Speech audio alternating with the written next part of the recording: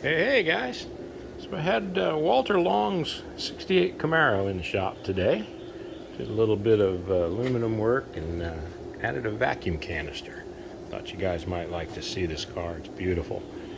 We put a little bead rolled panel on top of the radiator there, and I made him a vacuum tank. Got a big cam in there, and those big sticks don't like vacuum.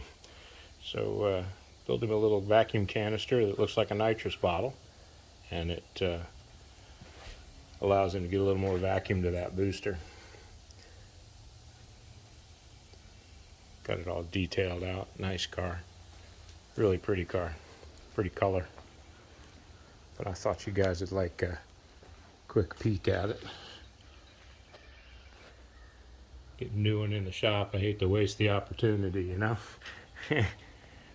But she is pretty.